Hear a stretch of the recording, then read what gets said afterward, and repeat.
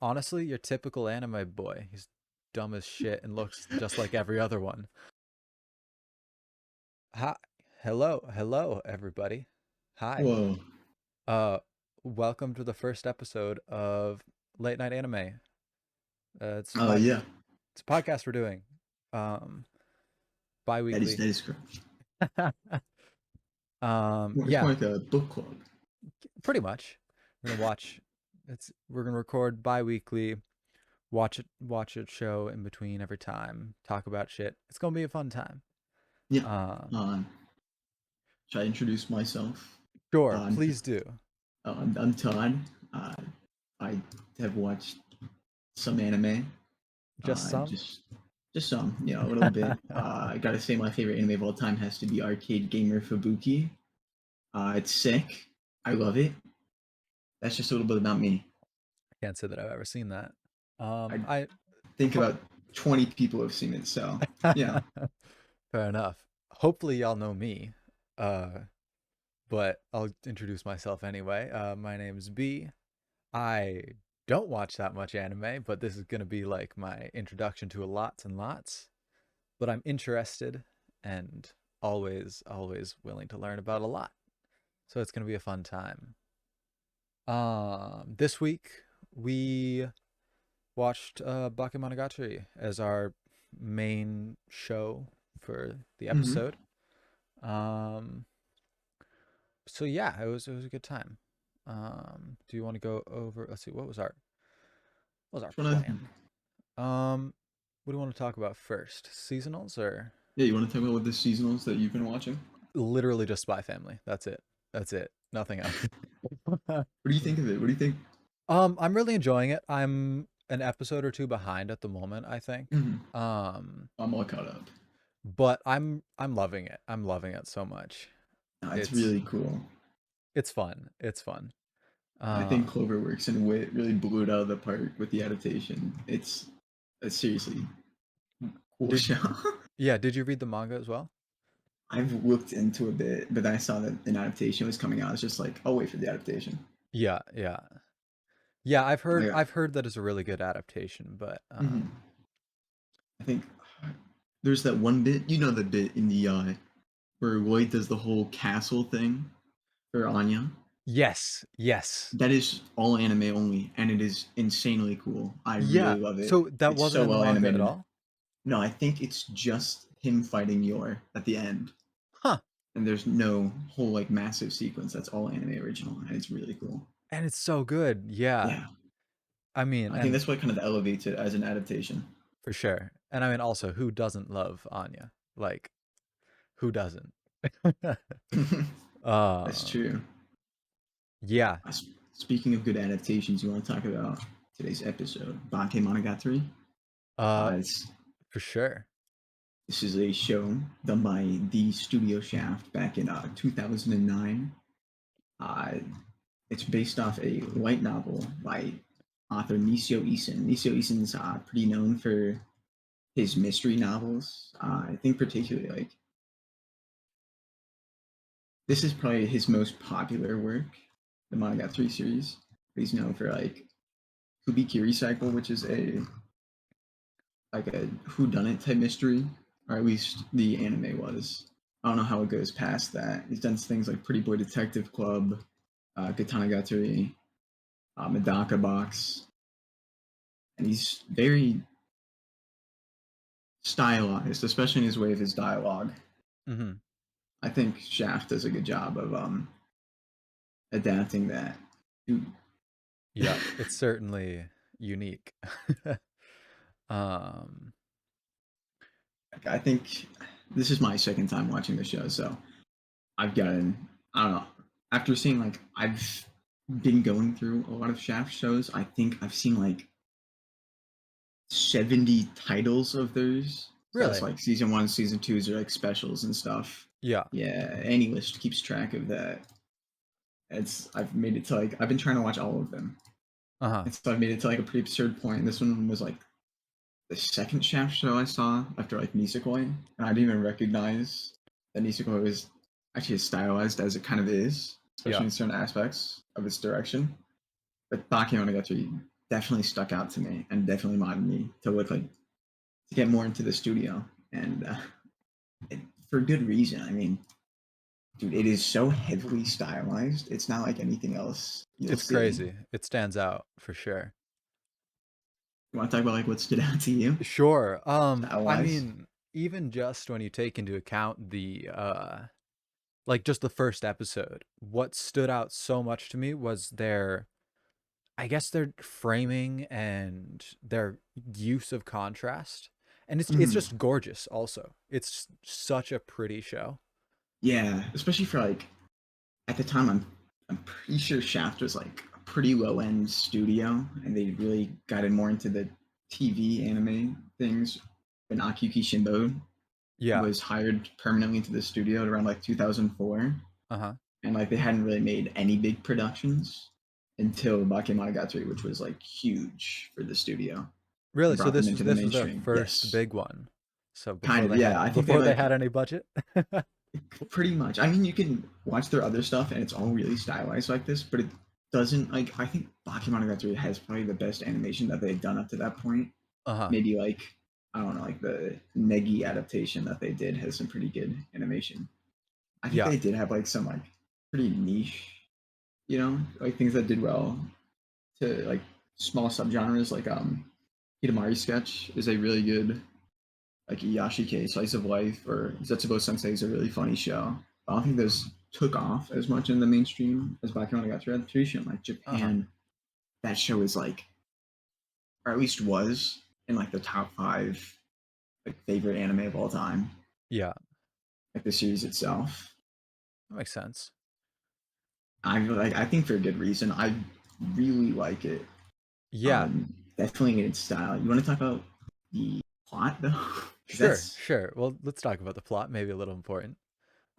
It's really interesting. I have certain nitpicky bits, mm-hmm. honestly. You want to give like an overview? But sure. So, what is it? It starts with uh Araragi. I don't know if I'm saying his name right. That's right, right? That's correct. That is All right. correct. Araragi is our main character. Honestly, your typical anime boy. He's dumb as shit and looks just like every other one. Yeah, Um, he is very generic. all all that stands out is he's not a complete asshole, except he kind of is, but like supposedly he's nice. Um, so like there's that. But anyway, so it I starts think, out yeah, keep going.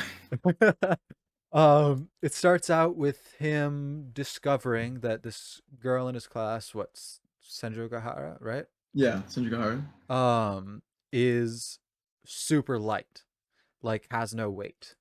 Yeah, And that's kind of then that like hooks into this whole plot of dealing with all these supernatural events, typically yeah, also centering around some cute anime girl because of course it does. yeah, um and just dealing with that kind of thing constantly. yeah. It's uh very much under the subgenre of like the it's a harem for sure, yeah. but the helping of a normal guy helping a lot of female characters solve their weird supernatural problems. Yeah, I think the show definitely out of that subgenre does stand out a good bit. I think that's for kind of sure. what propelled it to such popularity. I mean, yeah, there's like how many arcs is in this first season? There's Hatagi Crab, Mayoi Snail, Suruga Monkey, Nadeko Yeah, Snake, Subasa Cat. Those and are the five things. I think so, yeah. And there's And there's what, 2 3 episodes for each, right? except for Subasa Cat, that's like the longest, being the Right. last five except episodes. except But it's okay, it's split up. It's can split up I well. Yeah, can I ask a question? Do yeah. you know, I think it was episode 12 or 13 that just had nothing to do with it? Oh yeah, episode 12. Can I explain that? Yes, please do, So, because that in the stood way out to the me. anime was set up, they originally only had 12 episodes, or well, they wanted all these 15 episodes, but they're only able to finish 12 episodes. I'm pretty sure by the time of airing it on TV, Uh-huh. and so the last three episodes were pushed into being OVAs sold with the Blu-ray, Gotcha. and that means they kind of I don't know they had to end it in a way that would make sense to end it for a TV show, Uh-huh. and then just finish the proper ending for the season, the OVAs. I think that's why they chose. I mean, it kind of does fit into that arc as well. But I I think mean, that's why they chose to very much center an entire episode, like right around episode 12, about just that experience with Hitagi, which is probably my favorite episode of yeah. the season. It's Yeah. really well done, and it comes out of left field. I know it was weird, honestly. It didn't fit when you're watching it the first time. But when But you it's look back at it, it it develops the emotional arc of the Subasa cat yes, that is so much more in like also one thing. Yeah, keep going, keep going. oh, I was just gonna say like in hindsight because Yeah. because like I made the note. I was like it comes out of left field. You don't really understand why it's there. But then Mhm. then you get that fucking plot twist. Yeah. uh I don't know if we want to spoil too much, but yeah, I think so. I think, especially if you've seen the show, it's pretty obvious Hanakawa has something for Araragi, just knowing that the show is a harem. yeah. And I think they do make it pretty obvious, though, not only that she likes him, but that she is jealous of Hitagi in a really interesting way. I don't think I noticed it the first time around, but this time Uh-huh. I definitely noticed just like little tidbits, especially with the direction of her glasses. You know, the effect they do where they make the glasses all white and you can't see behind it. Yeah. You know, the glasses shine as she says something that's like kind of a hint to Araragi, but Yeah. he's about like her actually liking him or being jealous in a certain way. Yeah, it And definitely then him just being, anime protagonist and be like, oh, okay. yeah, no, it definitely seems like a show that could you can learn so much more the second time around. Um like or kind of a rewatch would help it Mhm. do it justice.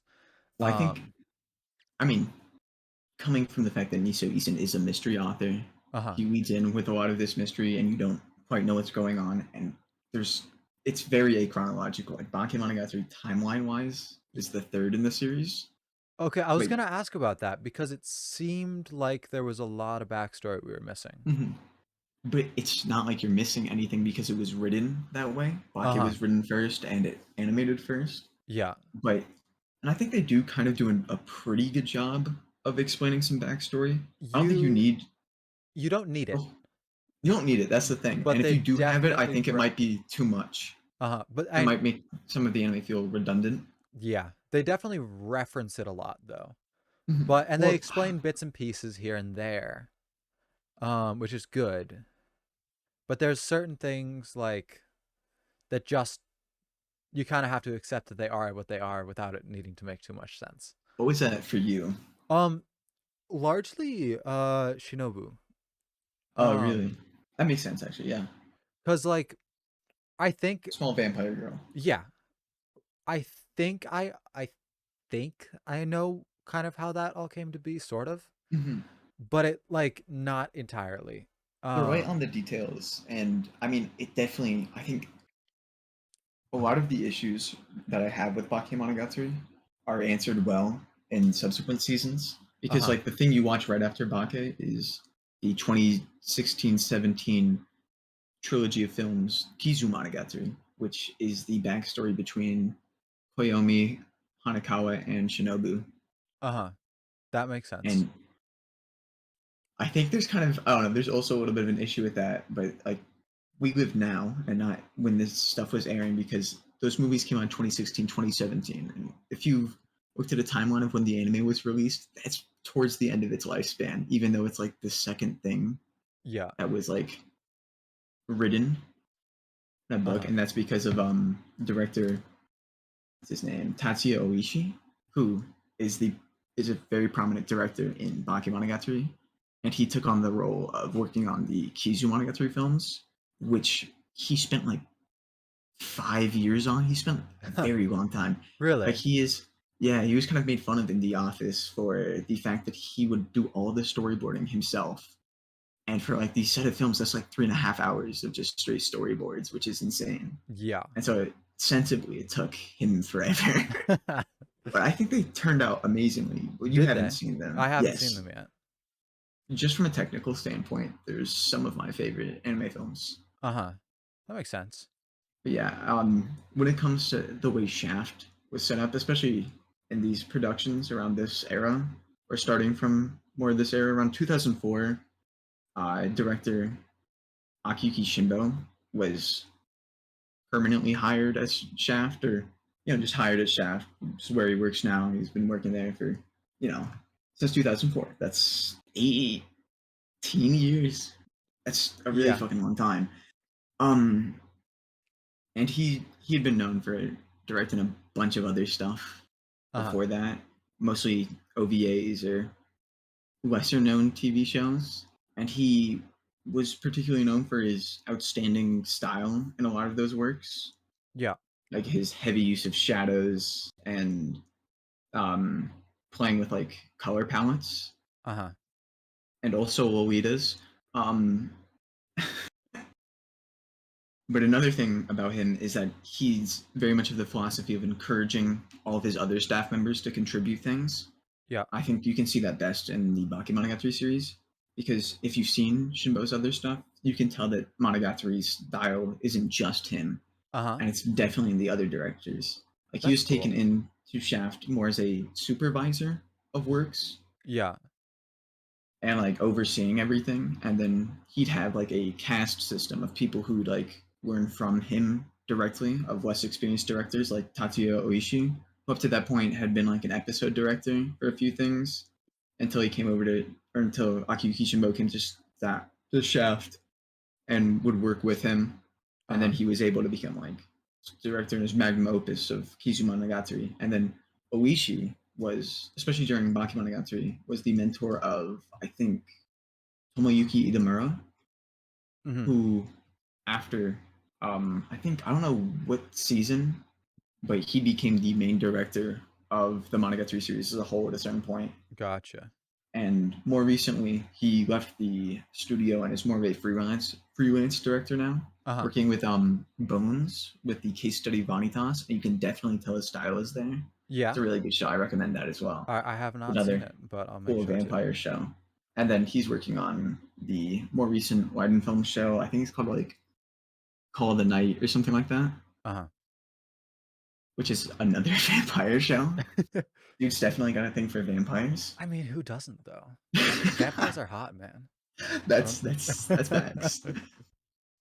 Yeah, but I think you can definitely tell that like all these different like animation directors and animators and all the storyboarders and everybody who worked on this, which is like a lot of people Yeah. on Monogatari itself, have like their style just like oozing through. It's an amalgamation of a whole bunch of people that makes it into one whole Yeah, like amazing piece. the use of mixed medium, which I didn't even notice how heavily it was used. Like every time they have a phone, that's live action. Uh-huh. Every time, like they have sometimes they'll have live action hands, or they'll have like food that's live action. Yeah. They Certain did things like they did a that. lot with live action eyes too, I Oh, noticed. that's true. There's that one scene where Hitagi has the pen Yeah, and yeah, she's poking at his eye, and they cut to like an image of a dude blinking with like just they Photoshop the hair, Aragi's hair onto that dude. yeah. It's really cool. It's pretty goofy too, Oh, for sure. which I like. I think I don't know. It definitely creates a atmosphere to it Yeah. of just making you feel like you're watching a show, kind of like in a Wes Anderson esque way, where Uh-huh. you are aware that you are watching something. You're watching a media made by a person, and it It's definitely has the fingerprints all over it. yeah, yeah. Kind of like a fourth wall break, but not quite. Mm-hmm. It It's just more of a awareness. yeah, yeah, yeah. Just huh. Yeah, that's really cool. Also, Um did you notice about the 1,000 head tilts? I noticed quite a lot, and they were all at really weird, unnatural angles too. Um, that is my favorite thing about the yeah, style of Shaft, the absurd level of head tilting. it's How like does one get their head to at move so they far were like back? at least 90 degrees, at least. Dude, that is like next level scoliosis around the neck. It is absurd how far, like Hitagi especially, she just fucking Yeah, dumps her head backwards. yeah, yeah, It's yeah. insane. Yeah, there's stuff like that. I also think the did you notice how much I don't think I noticed when I first watched it. But yeah, during this rewatch, I noticed how much moving camera they had. Like the Mm-hmm. camera is constantly just moving left and right, panning Constantly. across the Also, screen.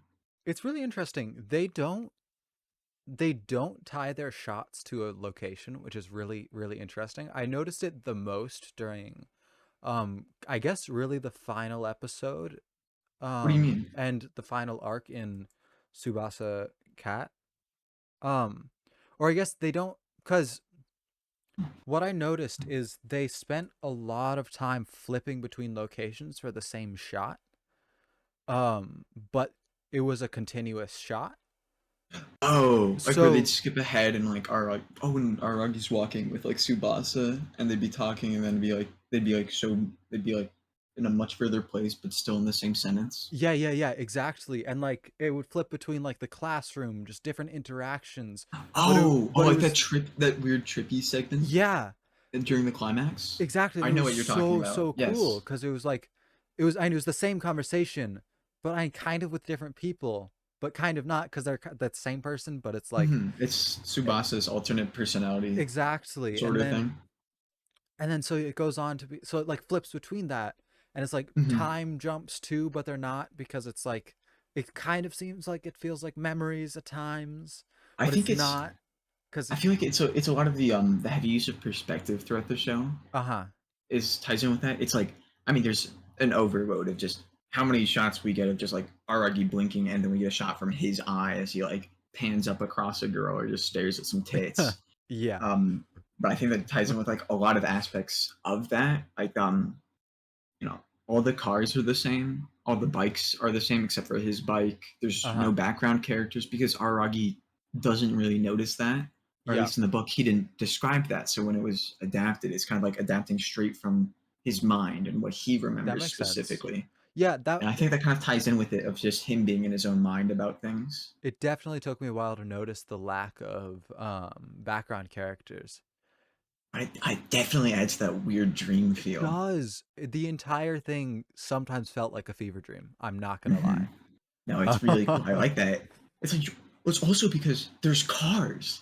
Yeah. There's empty cars just zooming past constantly, but there's Yeah. nobody walking around the streets, and it's like, what? Like you're in a ghost, like this weird ghost town. That's actually just you're in Houston, Texas, and you're surrounded by massive roads and no actual sidewalk to walk on. Yeah. So there's nobody walking around. So yeah, it's canon that they do live in Houston, Texas for the Monogatari series. Really? Fuck no. No, no, I didn't think so. Yes, Yeah. Aragi loves his gun laws. uh, What the, hmm? what do you want to talk about next? Well, I was We're just talking gonna about. go into the build of the entire series. It because it draws you in so fast. Oh, isn't Um, like the through the writing or just yeah, through the the writing and all visuals? of it, but Mm. like largely through the writing, storyboarding. Um, hmm and it's so fascinating how so they set the tone so well for the different arcs too. Um, which is just really interesting. What do you mean But by that? well, so it's like even just in the openings for the different arcs, the tone Oh, the having like tone the in the completely. opening Mhm. translates to the arc really well. Like That's true. a really good example would be in my opinion the My Snail. Oh, Um Hachikuji's arc, yeah. yeah, like that opening is like crazy. It's Did so you high read the energy. Did you read the like subbed lyrics for that? I did not because I was This- lazy. I I decided to read them. I think I don't. I'm gonna try and just remember it. Uh-huh. It's a lot. I mean, if you look at the opening, it ties pretty well with like what's happening, Yeah. and it's very much of just like the ideas of like kind of being isolated and being lost, and then being brought back to your family type of thing, which is what the Uh-huh. whole arc's about. Yeah. And then the fact that like the only character in the opening is just Hachikuji everywhere, Yep. like kind of being like her isolation and loneliness, which Yeah. is weird. But then it's also really upbeat and goofy, which is With how the arc feels as well until at like least the at the last few start, moments. yeah. Yeah. And it was so interesting. Actually, speaking of this arc, the Mhm. first episode was so weird because Yeah. it didn't tie into anything. That's a lot. I think It a lot of detractors of the series definitely don't like that aspect of just like these long yeah. conversations that kind of don't mean much and could be But said in like like break that down into 10 words or less type of situation. what made that so cool, especially for the Maya Snail arc, is we have this whole seemingly normal conversation with Hitagi, and Mhm. there's just no abnormal stuff, nothing to do with an aberration, because Hitagi can't see it, the scene, Yeah. you know? And it's like, even I when also it, think I don't know, it just, yeah. it gives the feel of, even like, it, it gives you that off feeling for the entire Mhm. arc, but you always also get super distracted by the high energy, the super fun, like, The Aragi yeah, Hachikuji interactions. which is I think awesome. there's a lot of they do this throughout the entire series of just having a pretty long conversation between Aragi and another character who is typically not even relevant to the rest of the arc. Yeah, And this conversation tends to lead into the more overarching themes of the rest of the arc, for like sure. how Aragi is skipping out on Mother's Day and how he Uh-huh. doesn't feel right at home with his mother and stuff, and he feels kind of like left out between his mother and his sisters, Yeah. and then it builds into like the flirting between him and Senju Uh-huh. and trying to build up their character, which all ties in at the end with like And the Hachikuji ending relating to like the mother stuff, the Mother for Day sure. stuff, and then his conclusion with Senju at the end. Yeah. Which is interesting. Like, honestly, my biggest dislike of the series is, I think they could have ordered stuff differently. I'm not gonna lie. What do you mean by that? I don't know. Just You feel like I the Hatagi stuff was too early with that relationship, or no. Honestly, it was more so. I think I felt like the Subasa cat Mhm. was honestly kind of anticlimactic at oh, times. being like Um, you mean like the ending of it yeah, and where it was placed? exactly. And like, I honestly, Hmm. if they decide, if they'd taken episode 12 and just pulled that out from there, put it onto the end, I think it would have tied everything together much better. I think that kind of like ties into what I said earlier about the way it was formatted Oh, for and kind sure. of like because I think that I don't know. I think that also kind of was in a way meant to confirm Aragi's feelings for Senju No doubt, before no he doubt. walked into that last arc. But I think it could have Um, created a very different dynamic if you have the Hanekawa stuff and then Aragi being not as sure, yeah, and then it wrapping up with his like confirmation of his feelings in the 12th episode. Or yeah, what is the 12th episode and placing that as the 15th episode, which I exactly. think yeah, that's interesting. I didn't think about it like that. And it's like, it makes sense. They were like, we have Mhm. to give it an ending, so they gave it an ending at episode 12 and then tacked on three more episodes. And three more episodes. I mean, I think they kind of do give an ending. I think yeah, definitely Hanekawa has the least conclusive arc in Bake. Yeah.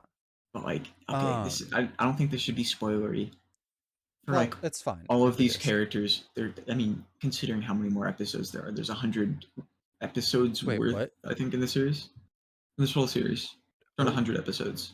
I think yeah, I think it's like 90s. Yeah, because you have the But yeah, there's definitely a lot more about Hanakawa throughout the series Yeah. and her character. I think that's kind of an issue I have with Bake itself as a whole, but I think which is covered in later series, is most of these characters' problems aren't solved in a Uh-huh. way. Yeah. It's the different Oshino repeats this idea. The only person who can save you is yourself. And the only person who really does save themselves is Hitagi.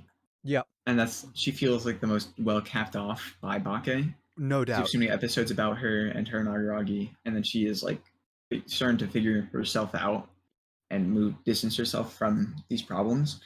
And I think it's like, but you can definitely see that like Nadeko, which I think plays in really well later in the series. But if you watch taking like Bakemonogatari in a vacuum, I think Nadeko is probably the worst example of solving things yourself. Remind me which one that is. The snake arc. Yes, yes, yes, yes. Um, I mean, it's a weird arc. I want to touch on that in a second about for some sure. aspects of that. But it's like, I mean, she does try and solve her own problems with the killings of the snakes to try and get the curse off of her, which accidentally Fucks makes the her. curse worse. Yeah, Yeah, it completely fucks her over in that front. And then she does need Araragi to save her. But I think it also ties in with kind of an idea that Araragi learns throughout the whole series. But I think it started off here of he's not able to solve every problem properly, and he and with needs. the immediacy he can do it too, like Uh-huh. his short mind or small mindedness, short sightedness. I tried to combine those. Yeah, because he, you know, rips off the snake, but then the Yeah, snake just goes back to attack its like the person who sent the curse. right. But he really wanted to try to save them.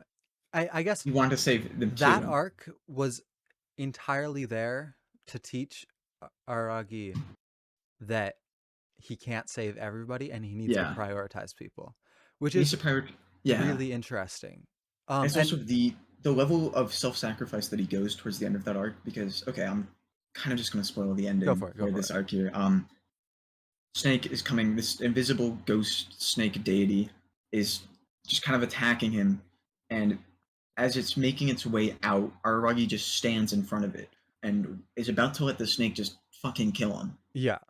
Well, actually, and just get its. would it have killed him or I Well, I think that's like kind of what you're meant to believe, especially in the shot right? composition. The way they set up, you have the snake coming at him. He's just staring. He's about to I guess pass out, and he is making no effort to move out of the way. yeah. I think it's more on Aragi's perspective. He's kind Uh-huh. of sacrificing himself, and then Kamber is able to push him out of the way, and then it runs off into the distance, off to kill the Yeah. person who sent it. And then I just remember at the end I think he was saying like I tried to save the person that cursed you, and I Yeah, and pushed it too he kind far. of he doesn't like that he did that. He's like, how could I try and save this person who's going to hurt you? But at the same time, why can't I save them as well? Yeah, I think that brings up a lot of definite moral questions for the character, which I like about this series. for I sure. think that gives Aragi a good bit of depth, especially early on. I think he's kind of flat pretty early on as a character. No doubt, no doubt. He's definitely just kind of a self-insert that I can't really personally self-insert, especially for certain reasons. I'm not that guy. Yeah. I'm not trying to be him. No, not in the slightest. But I think there's Which some definite, and then there's there's some. another few things I want to talk about in that Mhm. regard. But Well, okay, there's some. When you're talking about the ending there too, there's the part where you see a definite shot of him just holding his bloody arm behind his back, not showing the deco that either.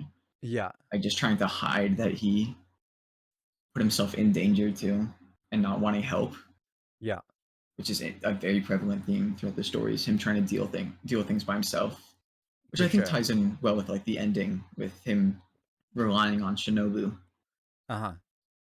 and being like, "I need Shinobu, Shinobu Oshino." Yeah. But yeah, you want to talk about the fan service? Oh god. Oh, it was terrible. The fucking opening shot is I don't remember who it was, but some girl's panties. That was The the opening Subasa's. shot. Was it? You don't like that? You don't? I No. mean, that part is ripped straight from Kizu. Really, I thought that part's hilarious. I think And for me, it's funny that it's in there, but it's so unnecessary. all right, for me, I like it. I I know like you some do. of I know you there's do. there's some of the fan service I could get behind it. It's I think there's definitely some of the fan service is taken to such a funny extreme Yeah. that it just makes me crack up. I'm like, dude, this is so ridiculous. I think yeah, it's a little unnecessary, but I think And the defense of it being this is Aragi's perspective, this is what he sees, and it sets you into who Aragi is right, as this which it pervert made teenager character. yeah. Which is interesting. I also so it's a harem anime. I don't understand how the fuck because What? Araragi sucks. He sucks. There's nothing good about him. He's not an attractive person. Like his personality sucks. He's just a fucking pervert. Really? I don't understand. And like they tried to explain it away as like some vampire charm or whatever, but then they said, "Lol, no, no, that's not what it is. It's People not just what it like you is. for some reason." It doesn't make I any mean, sense. conversation-wise, he's a pretty funny guy. I Sure. think he definitely makes for like really good conversations between the cast. I think I that's definitely a highlight of the writing as well. Yeah, Is the fact that he plays off of people well. I think Nadeko directly says that. It's like I like the way like you always respond to my jokes. As he's like he plays a good straight man, and uh-huh. he's definitely like interesting in conversation. And I For think sure, that's for like sure. I think they also have to kind of redeem him because he's the main character, and the way I'm going to sell more light novels is by making a main character and have him seem relatable, Yeah. but also be a pervert because that's like the audience. Yeah. Yeah, no, it's interesting. It's I interesting. mean, it's also his self-sacrificialness No, is and probably his. that's the weird thing to me is that like he his character traits are that Mhm, he's a weird pervert sometimes, feels guilty about it sometimes, and then is also supposedly really nice and helpful and self-sacrificing. Then that's mhm, like his entire character. mhm, Which is like in some ways it's cool, I guess. I I don't know. I feel like there could be more there, if that makes mhm. sense. I mean, I don't think he the pervertedness. It's an interesting topic for him because sometimes it does feel like maybe he's playing into like a bit or something, and then sometimes you're like, what did you just say? Yeah. What is this about? What? Huh? What Yeah. am I watching again? I mean, and to an extent, it's like I don't want to say, "Oh, it's okay," but like also it's what you expect from the medium and I think it also sets him up as to not be a clearly black and white good guy character right, in a which way, and I think they could have done it in other ways. mhm. But I think it definitely for me it allowed me to distance myself from the character and look at Aragi and the show for its other characters, for sure. and definitely just not make him out to be like, oh, he's just a really good guy, and just like a bit of this like like the other hair protagonist where it's like slightly a pervert, as much as anybody else is, of Yeah. being like hot stuff is hot. I have sexual desires, and I think that definitely allows you to separate yourself from RRU, where you're like, that's not me. I can't No, yeah. self-insert into this weirdo kid, but it lets the rest of the cast, I think, work much better because they're not just these harem characters. Right. Yeah. And I don't know. It's interesting because it's like I also don't think it was necessary to the plot to make it that way. Mm-hmm. I think No, no, I the think it's definitely for there the are a sake of fan few service. real unfortunate stereotypes that because I think I like the Subasa cat arc because Mm-hmm. it's really interesting, it's emotionally powerful, you can get emotionally invested in it. Mm-hmm. Everybody has felt jealousy in some way or another. Mm-hmm. Um Maybe not to the extent that you want to like I don't know. I think that's more of like her stress coming out in this Right. form. But yeah, But like that's. everybody's felt that and Mm-hmm. that was good and felt well explained and like that could have stood alone as oh the person he's known for a while that he like has had these helpful interactions with be good, but then when you look at I guess Molly kind of isn't a part of it, Maoi? yeah, In but what way? also As in is liking him or like. as in liking him. I don't think she Yeah. does, No. but it's like No, it's more of a he's just a weird friendship. pervert Yeah, also, I think it's more of but a weird friendship. It's like a weird malformed friendship. exactly, which is like it's kind of aspects of that are really uncomfy, I'm not gonna lie. Yes, um Araragi touching a ghost girl who is older than him, but she's just like a fucking elementary school student. yeah, There's some fucking weirdos out there who are into it's that. Yeah, just yeah. it's bad, it's bad. and It's then yes. and then um I I want to go into Kanbaru. Um Yeah. because I really, really dislike that aspect of the Really? series. The arc is fine. The arc is Mhm. fine. You don't like her character? I don't. I actually In no, what and way? even the character is fine, but the way that it's used, it's not the first time I've seen the jealous underclassman. Oh yeah, jealous. It's also Um, like the jealous lesbian trope exactly, the too. jealous lesbian trope. It's That's a not pretty the first time common. I've seen it, and I just don't like it. It's not Mm. great. Doesn't it doesn't accurately represent things. Hmm. But then it's just like it proceeded to get so weird because like she's a lesbian, Hmm. but then she's like offering herself to Araragi in really weird ways that just don't make sense. I In think that's part of her humor, though. That's definitely just like an aspect of sure, just her character, because but her I character, I think, takes like Aragi's pervertedness to an absurd extreme yeah. in her character, and she, I think, I mean, yeah, it's definitely the perverted lesbian trope, Oh, for but I sure, I but think she definitely plays off of. I mean, a lot of it does feel like this weird teasing, like oh, I'm your slave, Aragi, blah blah blah blah, where it's like just to make him uncomfortable on purpose and fuck with right, him, and actually, and like which later I think parts is of really that, which funny. I thought was really Especially funny, like yeah, after the interesting. arc. It's specifically her character during the arc I disliked. Like oh, Um, I think I know which scene you're talking about that you probably didn't like. It's the part where they're going to meet Oshino, yeah, that's and right exactly it. before that, she's like, "If you is it just about her body because I can give that up to him." I think that's Exactly. definitely a. I think that's yeah, that's weird. I give me a second. Uh huh. I just want to think about that.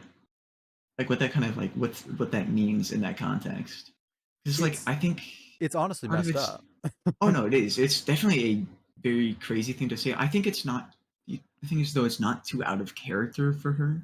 But No, every time she does say something like that, it's well, more in a joking tone, and at no, that exactly. point, But it's she's being very that specific serious. point. She's super serious, and it's not a joke, and that just doesn't fit. I think. Hmm. I think it I just doesn't think fit with her character. I I think I it kind of I don't I know. Part of it fits with her the way the writing was meant to go, with the idea that she would kind of go to very much extremes right. for Hitagi and to be with Hitagi, so much so that she would you know, give up her arm in a sense, and become some monstrous being, wish upon the monkey's paw, do something that shouldn't be done, Yeah. and attack people, and this like I think it shows in a way her drive, which is seen in like I think it's later in the episode and the episode after, where during the fight she's only meant to be attacking with her monkey paw arm, but then she Yeah. kicks him, which was on her part. Uh I think huh. that writing does play into that, but I think that is a definite weird extreme. I think yeah, exactly. It was a weird extreme that just went a touch too far, Went too far for you? in I my think I opinion. could. Yeah, I think I can see that. Yeah, I think that's definitely a weird thing. I Um, think yeah, it's a weird thing to say, but I think it's. I guess I understand where it's coming from due to Mhm. later in the arc, but it also doesn't It doesn't feel as I justified to be it said. doesn't, and I I feel don't think it like was. as It much as wasn't. Mhm. as much as she jokes about being perverted and all of that, a lot of that is to get underneath Aragi's skin Yeah, in the and in that later arcs situation, at least. And in I that mean, it. situation, that doesn't fit with the jokes. And her character is she's so willing to do anything that she's willing to kill Araragi Mhm. in order to get with Hitagi. But I feel like when you're at that point where you're willing to kill somebody, you're not looking for other opportunities, other But I think options. that's the issue. She doesn't want to kill anybody, Uh-huh. and this is like her idea of like a solution. I think she's kind of an idiot too, Yeah. and to say something extreme, it's in a weird way, it's in character, but it's such yeah, it's a very out of left field thing to say for anybody. Yeah. It's a weird thing to say, but I think it fits, you know, it fits in the foreshadowing elements. It But yeah, it's does. definitely an off-putting element, and it's I don't know, it's that's a weird line, yeah. No, exactly. That It's like, um, I don't know. but I think it also presses on to a lot of her conceptions as well as just like physical things Uh-huh. and being physically attracted and being very open about her physical attraction and her sexuality. But yeah, it's there, and that's a Yeah. thing. I It's think that can be uncomfortable to hear, but I think it's not too far out of like context to be like something that's absurd or like wrong to say in a way. If you see where I'm coming from with that, it's well, not wrong to say, it's so to speak, not but like it's wrong to not be in the story. absurd in context, Yeah. but it is absurd in general, if that makes Hmm. sense. No, it's definitely that's yeah, it's a weird line of being like, yeah, I'd give myself up to you. Yeah. I think that I don't know. I like her character, especially as the series goes on. She's just I I story appreciate wise, she's just a really funny character around Uh-huh. Araragi, and Yeah. she's just a fucking She's creep. fun, light, and it's like later on story-wise, she's really important. I like the role she plays. Hmm. It's just She definitely plays a cool support role. oh yeah, exactly. And I don't know, it's really interesting. Um yeah. Yeah, the hmm I think it also plays into some ideas about these characters not being just being pretty flawed in general, Uh-huh. and also having definite tones to It's the way also they interesting speak though. I that are mean, distinguished. these Like you characters are can't. just teenagers. Hmm. Like, I mean, they're all. I mean, what Koyomi's like. Koyomi, Hitagi, and Tsubasa are all 18. Suruga is 17. And Deku, I think, is like 14. yeah, And then Hachikuji middle is school, like right? Hachikuji, Hachikuji is an 11-year-old, yeah. but she died when she was 11, and so like she's much older than And that she's an at this point in eternal time. 11-year-old. That's Yeah, it's we don't need yeah, to think yeah, about it any more than that. She's 11. yeah. Um, yeah. And it's just like they're all young. They're all Hmm. I think that's the most interesting part is they're all young. They're all just making stupid mistakes. Yeah, I Is think that's definitely shown in Kanburu's arc as well of the this kind of more permanent mistake for sure. and the fact that her mistakes have consequences with wishing upon the monkey's paw. Now she's just stuck with this fucking arm for like until she turns 20. Yeah, You know, and it's like there is consequence to your actions, even though she is just a kid and she makes an irrational decision of wishing upon this paw or Hanakawa being just so broken up about stress and so worried about actually confessing to Araragi. Same with like Suruga, yeah, Kanburu not confessing to Hitagi as well, yeah, and not being able to work up the courage to actually try and support her friend who kind of pushed her away. for sure. I think that's a very interesting part of the show. Yeah. For I mean, I think the show definitely shines in like its side cast of the female cast of no characters, doubt. especially like Hitagi or Senjigahara, Kanburu, and Araragi Hanakawa. is the least interesting character. To you, really? Yeah. Mm. Um. Uh. Sort of. I think okay for me. He becomes more interesting later on. Yeah, no, Um. it's And he's weird. it's yeah, And it's like, weird and having to think back about not that for just me. in like, not just in like the, he's weird in the sense of like, I don't understand his story because Mhm. That they don't is talk about it. yeah, So that's it's it's weird for me to come back to that and see just uh-huh. such a flat character and know that there's like a lot more that ends up like you just find out about him and he Yeah. develops a lot as a character. He doesn't But a he lot of that isn't explored. I mean, Kizu explores it a good bit. I Yeah. think a little bit of Nekomonogatari Black, but most of his like true like were they really heavy with like just slamming character development into him and backstory into him is during Owari Monogatari, which is like Owari means final season, so like Uh-huh. Owari Monogatari part 1 and 2 are just where they just all crunch in stuff about Aragi, For and sure. so you have to wait a while until you really understand that there's like a good bit more to his writing, or his writing is more like explained later on for what it is. Yeah. because I don't think Nisio Isin had the forethought for his books that were written like 6 years in the future about all this stuff are exactly in the way it was. Yeah. I think he does. Yeah, I don't think he's as strong a character in this first season. No, and that's exactly it. He's an interesting character. Hmm. He just has no story.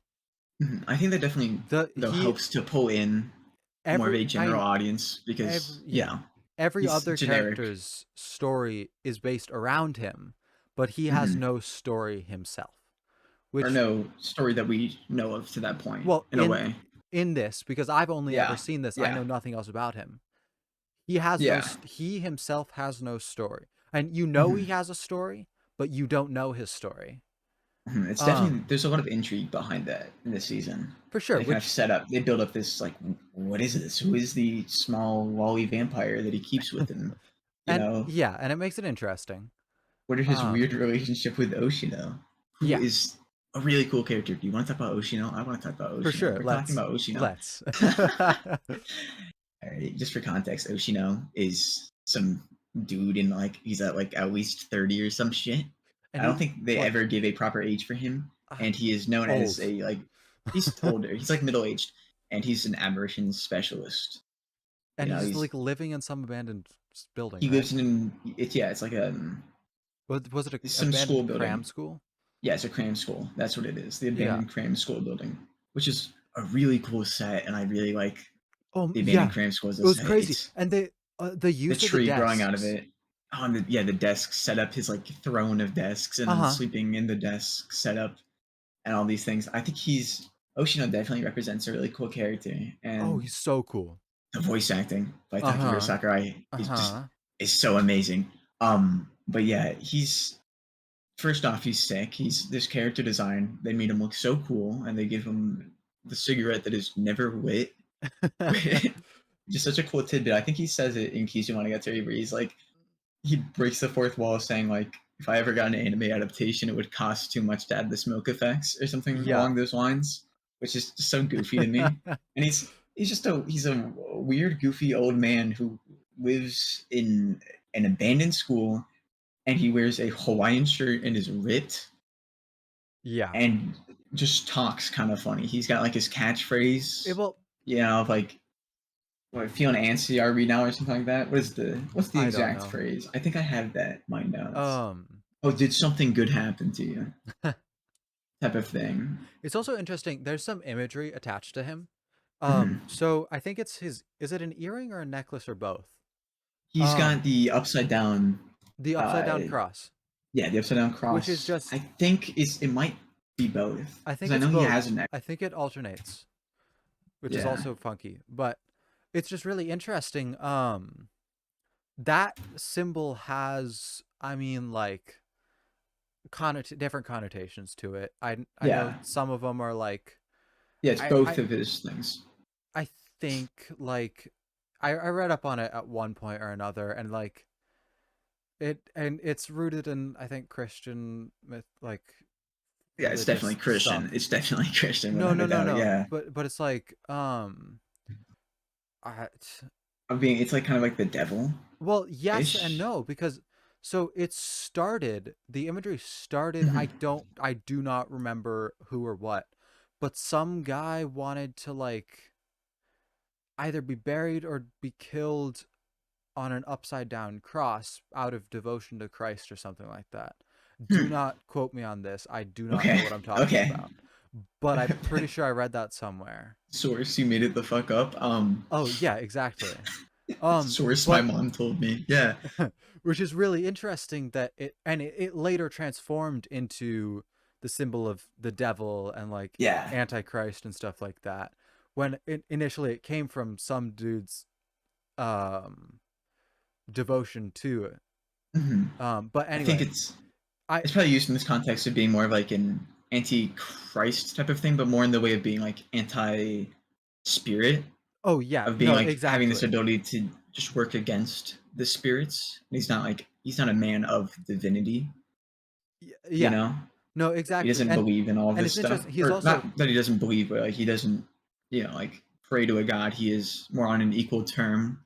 with Well, gods in a no, way, well, or no, he no, has an no. understanding of them. I was gonna say because he's actually very explicitly stated to not be on equal terms with the gods, Yeah, that's true. and Not with the equal terms, gods but and like aberrations. he has an understanding of them. That's what I meant. Oh yeah, no, exactly. And well, actually, but leading on to that, I guess it was the Tsubasa Cat arc again that talked about how the reason he doesn't have or issues quite so much to the level that Araragi does is, or the reason he can fix them is because he quote understands his place, whatever that Yeah, means.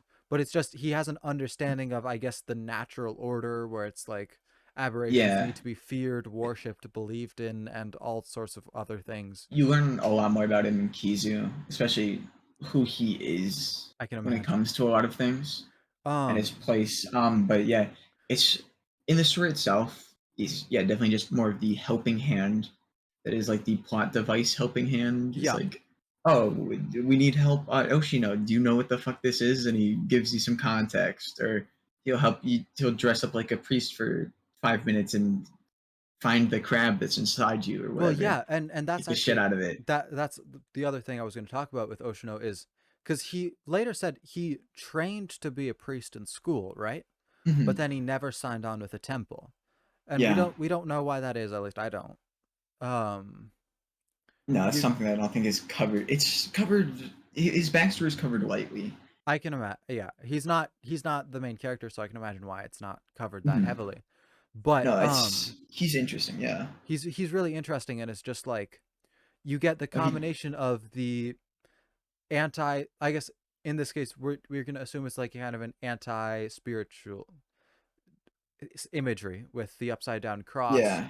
Plus, he was almost a priest, but he's not, and he knows he knows what he's talking about because he has experience and he Mm-hmm. believes in it, and he like knows how to.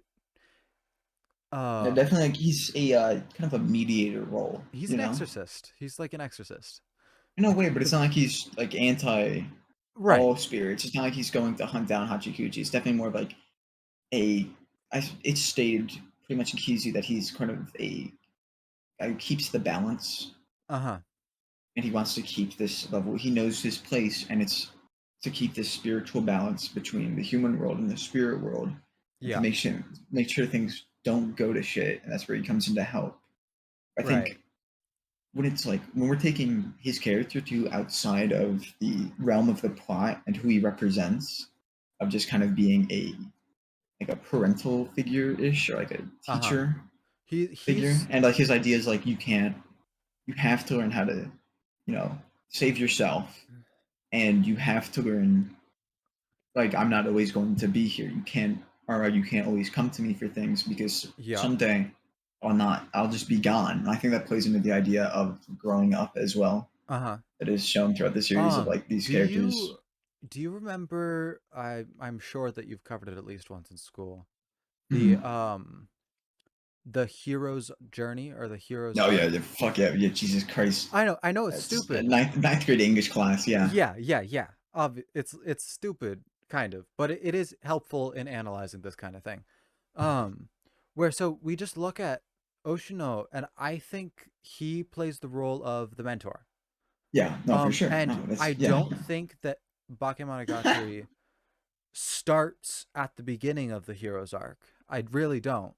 No, no, it No, is it's like somewhere weird in the middle I end. think it's a lot Um, of it's kind of takes place it's not really it doesn't exactly follow it because well, yeah, it's this it's weird end point that has kind of continued past the end but hasn't shot itself back into the cycle again yeah, and it's a and weird. using a lot of the themes of I think it's more of the fact that it just uses a lot of the themes of the hero cycle. No, exactly. That's what it is. It's much more so because it's kind of a collection of. It's almost more a collection of short stories with an Yeah, overarching plot, and than characters. a Yeah, full arc in and of itself. yeah, Um, for sure. but Yeah, it uses similar themes he's and like, um, but yeah, but it's just Oshino is the definitely mentor. like yeah, Aragi being kind of What the we can hero that is assume, plunged into yeah, these powers and stuff. that's what I was going to bring up is that it's really interesting. We can assume that the kind of the event, the big event that plunges him in was whatever introduced him to Shinobu, Yeah, and like however he got involved. That's the big event. We don't know what yeah, it his was, vampire plot. but it's Yeah, referenced to. And that is Kizu Monogatari. I can imagine. Yeah. Yeah, Uh I think that it gives a lot of it brings a lot of things to light, especially the I don't know, yeah, the pretext to the story. yeah. No, I So think it's Oshino kind of definitely plays an interesting. He's just got a very interesting place in the story. I for really like sure. his exit too. His exit is so cool. Of just like him freeing the Sawari Neko and then just standing atop the cram school one last time and he just like waves at Aragi and Aragi's like, what the Yeah. fuck are you waving at me for? I got And shit to do. then he's just And gone. then like he's just gone. Yep. He's not much of a man for goodbyes, and that's why he's so cool. I love him. He's really cool. He's He's fun. he's sick. I Um mean, I was also talking about his voice acting. Takahiro Sakurai is so good. And same with the rest of the cast, dude. yeah, I mean everything was really good. It was Dude. actually that reminds me, we had talked earlier about the, I guess, fourth wall breaks the awareness of that you're watching a show.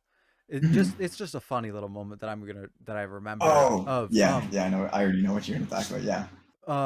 when was Hitagi was talking about how I forget what she was saying, what the conversation was. It was Araragi was gonna skip school, and Yeah. Hitagi said, "Well, I can just say here for you Oh right, when the teacher calls yeah. your name."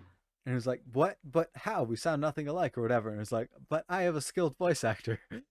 And then she just fucks it up. Oh, Yeah, it's such a perfect scene. it was It's hilarious. speaking of yeah, the voice actor. It's Haragi's voice actor is probably one of my favorite and most people's favorite. I'm pretty sure he's the most white Western voice actor, Uh huh. most known for playing the role of Levi.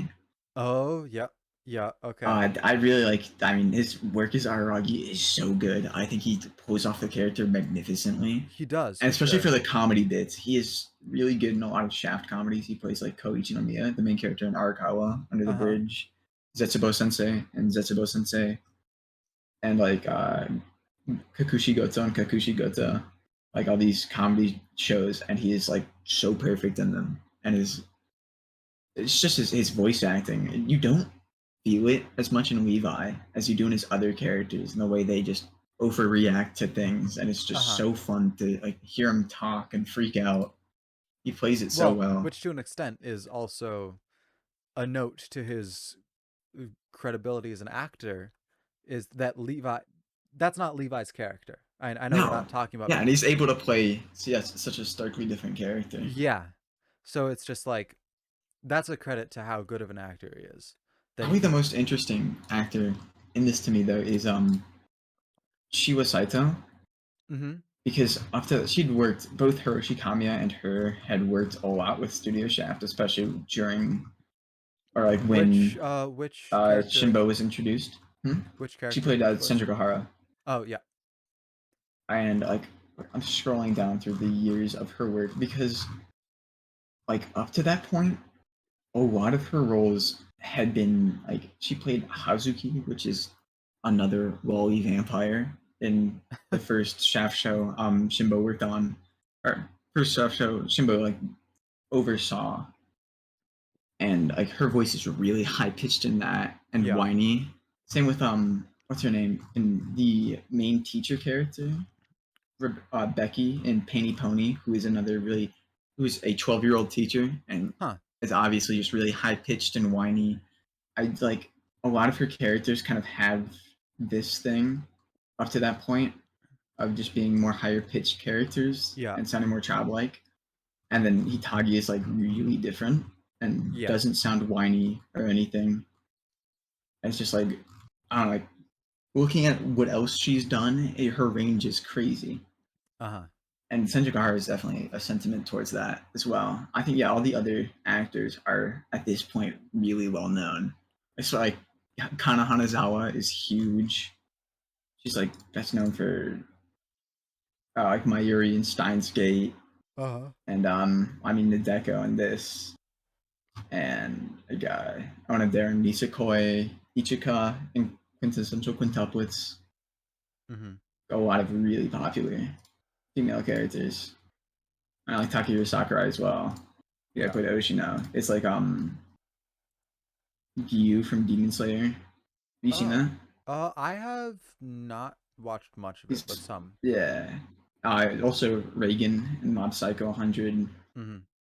He's another really recognizable voice actor in a lot of Rohan Kishibe, obviously in JoJo's. Yeah. That's such a good role. It fits him so well. Uh-huh. Yeah, you have like all these A-list Seiyu in the show. Yeah. It's definitely cool. Um, I have a bit more to say on some other things. I just can't fit in to this conversation. I'm gonna kind of Oh, shift for it over to sure. the character designs themselves. All right. I think that's another kind of interesting bit. I think the character designs just feel really different Uh-huh. from most other shows. Even shows that this character designer has worked on, they still stand out to me. The character Yeah. designer is Akio Watanabe, who had worked with Akiyuki Shimbo before this on a few other projects. Uh-huh. He's probably most well known for the Monogatari series, but he's been like Fruits of Grisaya, the movie Fireworks, The World God Only Knows, Yeah. stuff like that. I think what was the project he worked on with Shimbo? Oh, The Soul Taker, which is a very, very Akiyuki Shimbo work. Mm-hmm. But yeah, I think they both. I'm not sure if it's Shimbo's thing or if it's Watanabe's thing of just having very bone structured characters, like very characters with really prominent bone structures. Yeah. Like even the fan service scenes, you can tell, like you can see like their whole musculature of their like shoulders and arms, Yeah. and like in their cheekbones and face and their neck. Uh-huh. It's like there's just a level of detail and close up shots of all these characters is like something you don't see every day, No, definitely. For sure. especially for how anime they are otherwise, of being like freaking purple haired, big breasts, huge eyes, and then they also at the same time just have like stranger aspects to them. Yeah. Yeah, for sure. It's like the way their face is shaped and stuff, and just the detail in that, Yeah. and also how kind of inconsistent they are with that too. Because like from further away, you have so little detail, and they're more normal character designs, but then you Yeah. get like a close up, and it's like it's Yeah. a And then lot of it's just like crazy. It's all angles and face. stuff. Yeah, especially the way like their noses are played with. Uh-huh. Some characters, like I think Aragi's nose will shift between shots. Like you don't know what size his nose is sometimes. Yeah. So you'll get like a shot from below him, and his nose will be massive, and then you'll get a shot from like straight forward. He has no nose, and it's like I think it's kind of funny. Yeah. No, that's definitely interesting. Oh, oh, What do you sorry. think of the soundtrack? It was really good. I think at least Yeah. from what I noticed. I mean, and okay, to an extent, like I've worked in sound here and there, and Mm-hmm. the best soundtracks are the ones that you don't notice because they mesh so well. Mm. I Uh, think is what I've always found. this one meshes well, but it's also just something that's so iconic in a way Uh-huh. with some of its songs. The repetitive beats it uses. It's like I don't remember the exact song names. But there's like I think it's like Suki Temepo. I can play that on like the piano, and like things like Classmate and a few other ones, which are just like, yeah, that's the Monogatari soundtrack. Yeah. I mean, I think yeah, they definitely fit in with the vibe for most of them of being pretty chill, like jazz and stuff. Uh-huh. No doubt. I like it. It's definitely a chill soundtrack. um, I'm looking through the notes I'd written for this. I have so many notes, and the text is so small. I'm going to just up the text a bunch. Tired. Oh, okay. You were talking about that one joke. There's some really good jokes in here. Just like some kind of meta-ish jokes. Yeah. Like did you notice at the end of the Hitagi arc? Yeah, they do the whole thing of him getting woken up by his sisters or whatever, Yeah. and then he weighs himself, and he's Right. really heavy. He's just Right. fucking fat. I totally forgot about that. It's such a little Well, goofy joke well, of like, she gains her weight back, but he also yeah. gains some of her weight and kind of like creates this dynamic between them. It represents like how they're kind of connected now. Uh-huh. But it's also just kind of like a spin in his face It of, was just a funny, like, ha, you're yeah, twice as heavy haha, you're fat now. now. Yeah, that was Or funny. It's the not mentioned at all later, but like, yeah. no, I mean it's just a one-off bit. Or the Shure Kamimashita bit. Where she goes where it's Hachikuji saying like Ohayo Muraragi-san. Uh-huh. He goes like Muraragi janai. And she goes, Shure Kamimashita. Like, I stuttered. Yep. No, And you that bit did it is on like, purpose. I stuttered. and then she goes, Shure Kamimamita. And she's like, oh, it was on purpose. Or like, it was like, or you were telling the truth the whole time and stuff like that. It's hilarious. I Yep, really like that every bit. time. It's the way It's they play with that. It's oh yeah, funny. it's fun. And then there's a lot of jokes that just go over my head I with know. like I the entire time I was like, if the only kanji I jokes. understood, like, could speak and could read and But write. it's like even fucking no way I'm gonna try and learn kanji. That's like just to get a fucking Monogatari No, joke. I wouldn't ever do it just for that, but it's like, I Yeah, will say, if I ever do, I want to rewatch this. yeah, because I think there's a lot of I think they do visualize it well though with Oh, the for flashes sure. of text, which we haven't talked about. The flashes of text that they have and stuff, the text on screen, which are they do some other pretty funny jokes with that. They have the Yeah. one in another one, the Hachikuji arc, where when Aragi approaches Mayoi and she's looking at the map, and he is standing next to the map, and on the side it says like guilty, guilty, not guilty, not guilty, Uh, guilty, and then he walks over, and he's like covers just the word not, and so it yeah. just says guilty. Yeah. Like when he's talking to Sering, like I think Senjugahara accuses him of something, and he says no, and it just says guilty all along the side Uh-huh. because he's guilty. Stuff like that, or like the bit where Senjugahara is like during that pen bit we talked about earlier, and then Yeah. her eyes light on fire, and it cuts back to Aragi in the background. There's a fire warning, like Yeah. beware of fire. Right. They play And with I the was like, signs dude, oh so my so much. god. Like, there's a lot of like do not enters going towards Yeah, Oshino's. because he's yeah, especially I think that plays in well for the whole Hitagi bit too of how she's uncomfortable going there, Yeah, and she's very defensive, for sure. I mean, and it's like her warning everybody is signs. that Yeah, going but I that think way. Hitagi the most too, and that's where Oh the yeah. signs are the most prominent. Um, There's the oh another one of the jokes I really liked was there's that the bit in the Hanakawa arc that's where she talks about the radio shows. yeah. And then he gets on the call with like Conver when she brings up the same radio show joke. Yep. No, no, no. It wasn't just Kanbaru though. So it was Yeah, no, it's Mayoi, Converu, and right? so Who else yeah. said it? Well, it was Or, like and so Nadeko as well too. yeah. There were like three of They them, all and did it. they all did it. It was that was pretty good. That was a good It was bit. hilarious. I think there's definitely a good bit of comedy writing in there that's Uh-huh. played well. I the entire thing, as much as like they're kind of a bunch of separate arcs, it is all tied together masterfully. Yeah, I think that's a Um, really good bit about one of the reuse of the characters as side characters and just implementing them in naturally too. Like yeah. Hararagi having a casual conversation with Mayoi or hanging out with Kanbaru Uh-huh. or just calling the Deco, you know. Yep. No, Yeah, that's exactly, definitely exactly. And it definitely, I mean, speaking of that, it's like the sh you can tell the show doesn't show their entire lives, which mm-hmm. is really interesting. Yeah, It's we like skip around a lot of it doesn't try to either. It doesn't. Itagi and It's Aragi's like, relationship and stuff like that. yep, exactly. And it's like it doesn't try to show their entire lives. It doesn't try Well, to get too in it depth. knows it doesn't need to, Yeah, and I think it because also adds a layer of mystery that it and can be played into well and it's for just other it things. wasn't important to the story, so it wasn't Mm-hmm. necessary.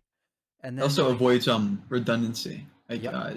because Kanburu talks about her being really jealous seeing Araragi and Hitagi talking in the classroom, which is something we kind of just piece together that they would end up doing. Yeah. So it treats the audience as smart, Yep. which I think a lot of other, especially shonen anime, kind of miss in the mark of like, dude, I'm watching you do this thing in a fight. You don't have to go into your mental dialogue and explain exactly what I'm watching you do. Yeah, It definitely plays around of.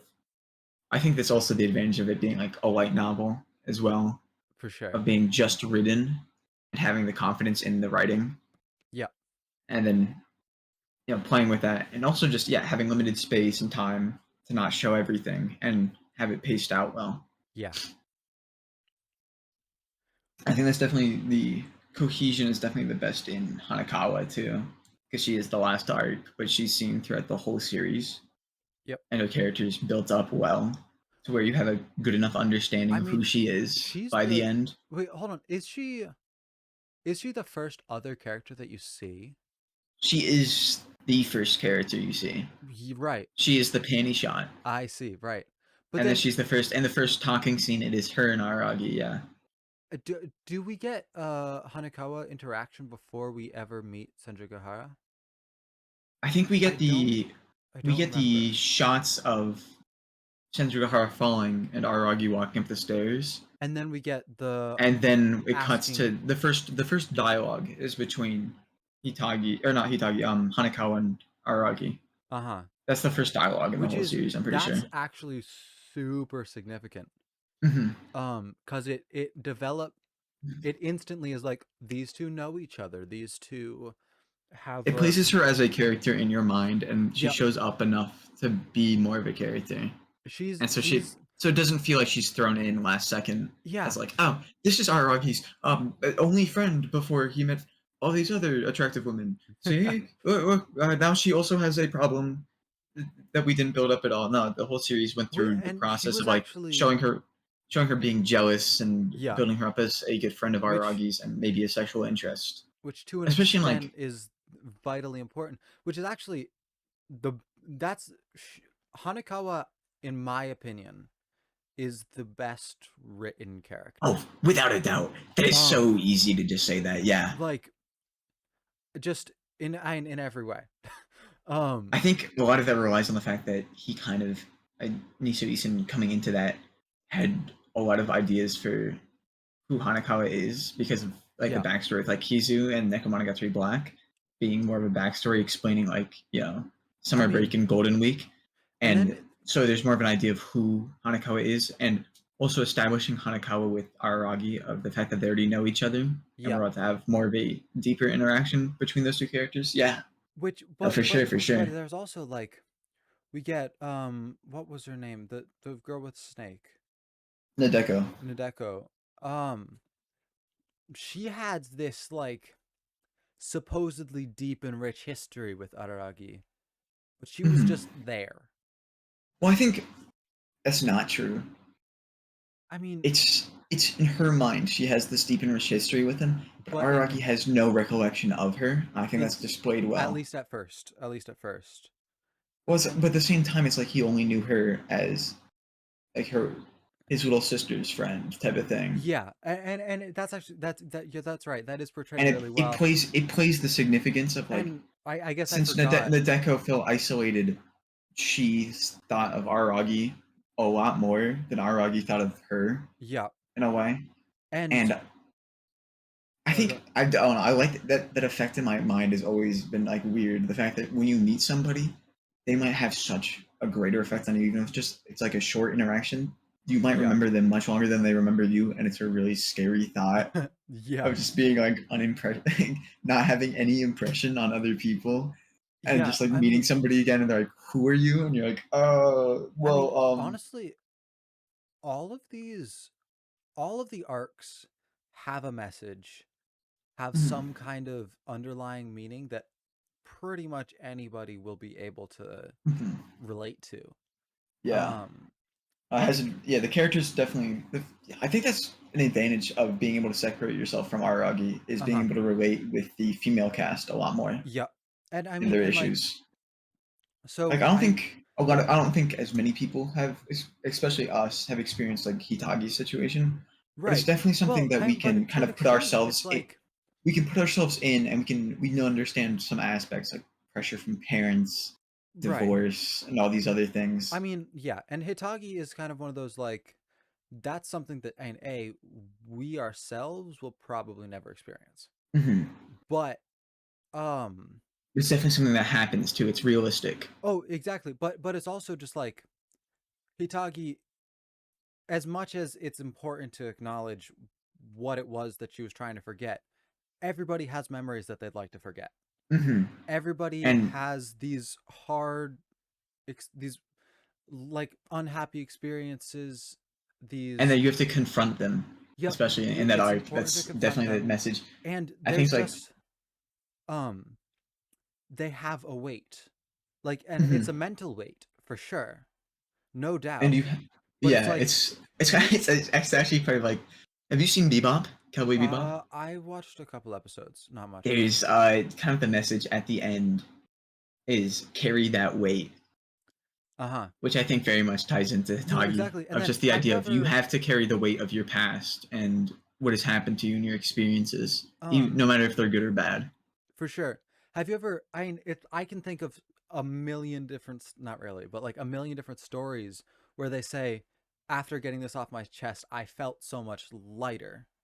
Mm. Um And this is Hitagi's whole thing is she feels so much heavier. Yeah, there's kind of irony with that, well, yes, but it's also like not even though because it's like but it's in a good way. she is Yeah, she is much lighter because rather than acknowledging it, confronting it, she ignores it.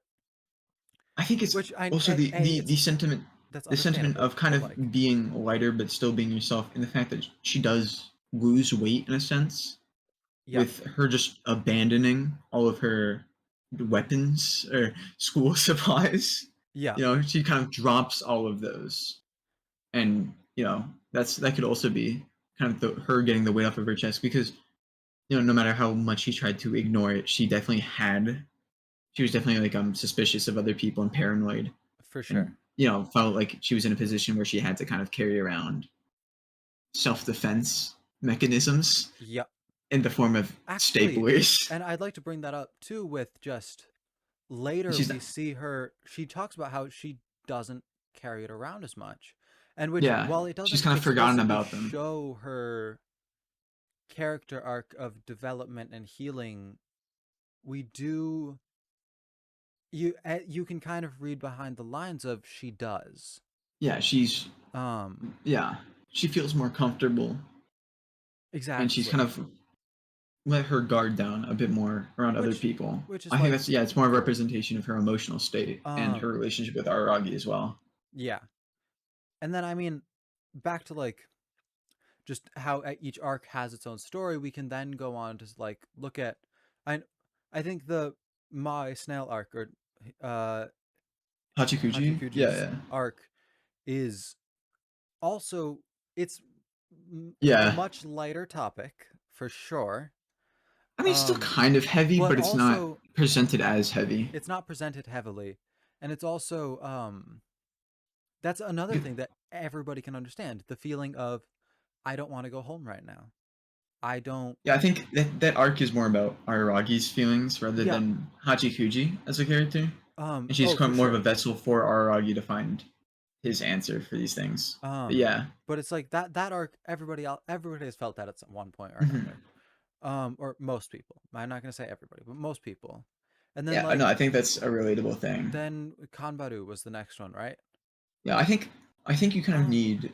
I think Hitagi's arc definitely plays into Kanbaru's arc well. Of Hitagi also now being able to face Kanbaru and be upfront with her about her yep, own problems yep. and reconcile with Kanbaru. I think that um was well done and like well paced into that. And it also wasn't such a heavy back to back thing because if it was like uh-huh. Hitagi to Kanbaru, it would just be like just slamming it Oh yeah, back to no, back in there, and you have exactly. like the The Hachikuji giving was kind of like the nice this breath of breather, yeah.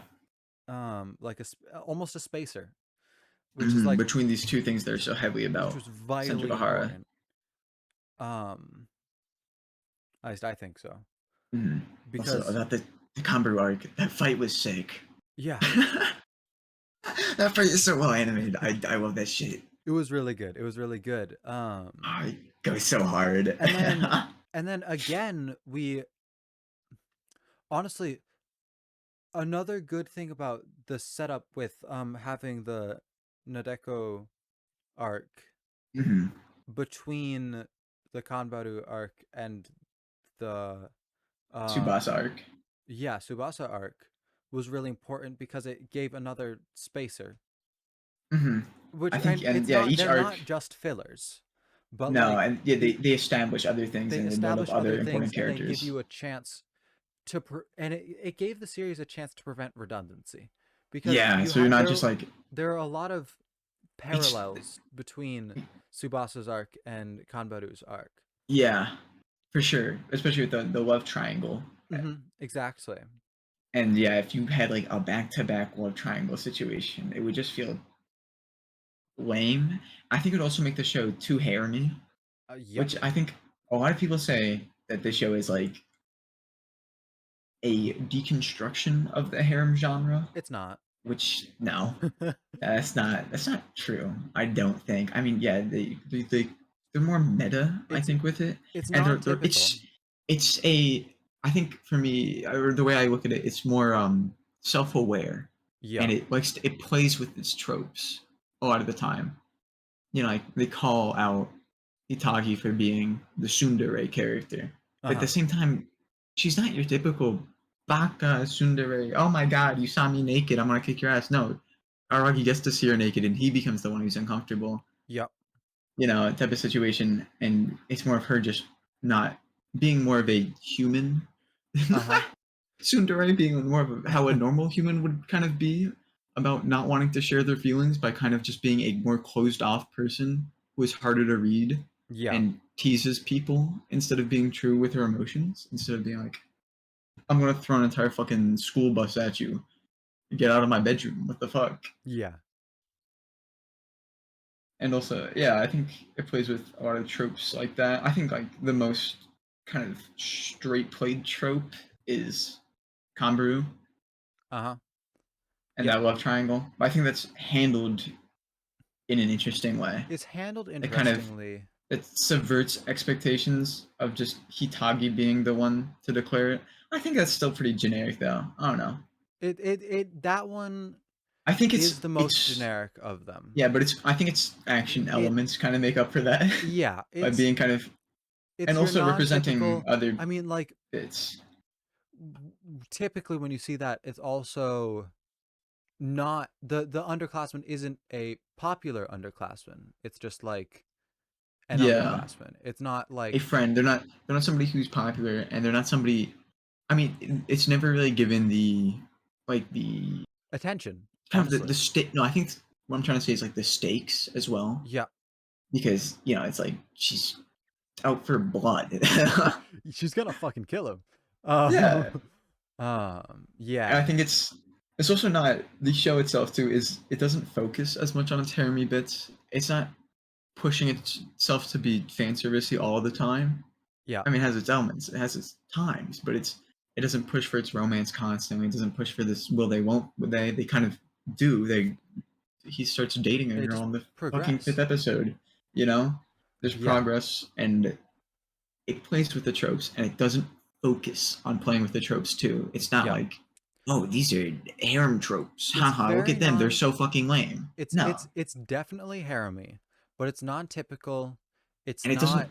not It's not the focus. Is it's what. definitely Yeah, not the focus. It's there are some like what are you doing sometimes like you have a girlfriend, but also like in every harem that's setup, a thing. but Yeah, also like they don't focus on it more often than not. It's yeah. kind of the sidebar.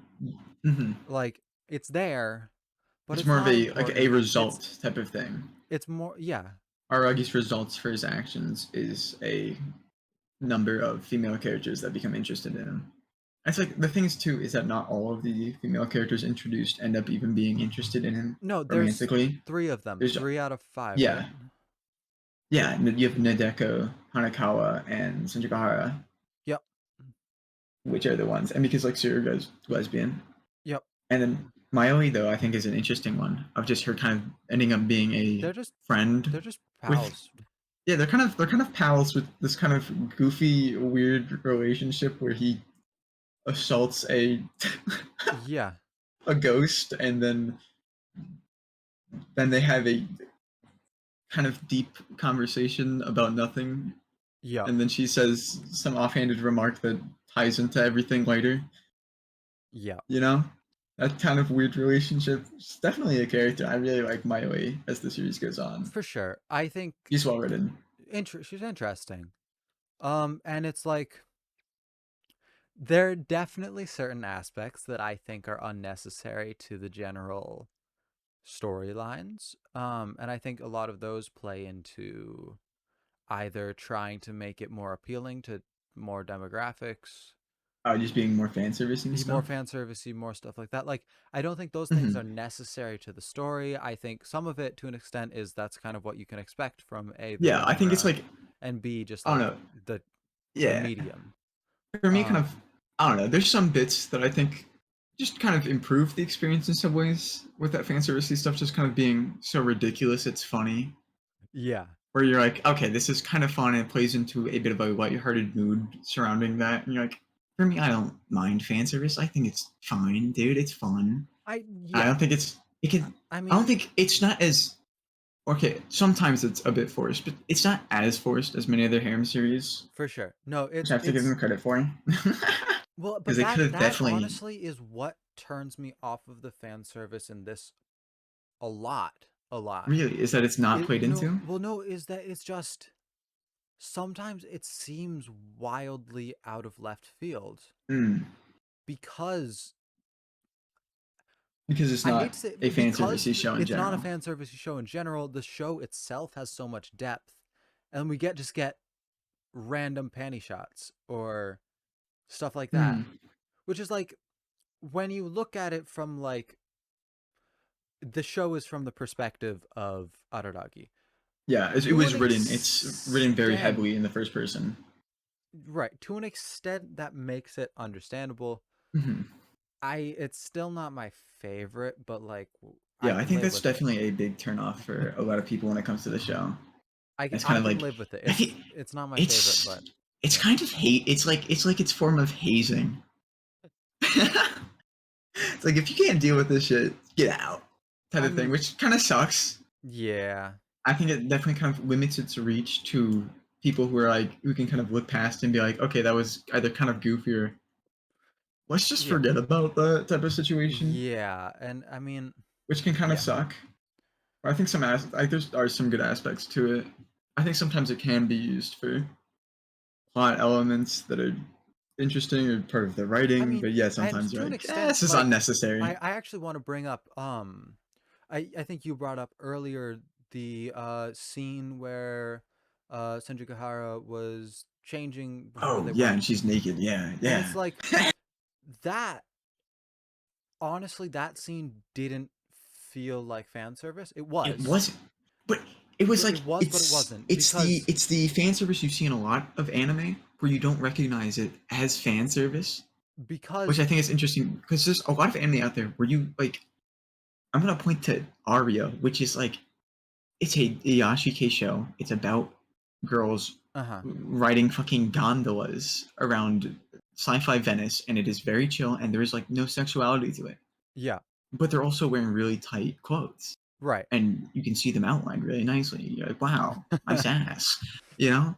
And I think it's kind of that way where it's not directly framed as fan service, but it's this fan servicey element packed in there. Right. And well no, and actually to an extent there's that, but also I honestly feel like in that specific scene it was utilized as a plot element, Hmm. as a way to I mean, A, develop their relationship in an interesting way, but also just like I don't it was funky. It was a little It like was to an extent I don't think it it was was funky. I included think it was just kind of like a bit of also a yeah, it builds their it was dynamic. it was included because it was fan service, but I don't think that's it necessarily doesn't it. have to be fan service in the I sense that think, but I think it also demonstrates well the dynamic that the two characters have.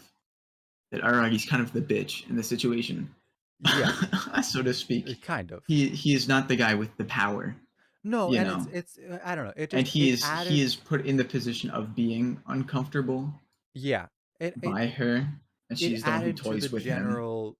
It added to their general dynamic, Hmm. and just like I don't know. It was just interesting. It was definitely used as a plot device more so than fan service, but it was fan Yeah, service. I think Like there's fan service is an no two interesting ways about topic, it. especially in But the Monogatari series, because it's a prevalent thing, and it's sometimes it's used really interestingly, and sometimes it's just it's just there. there.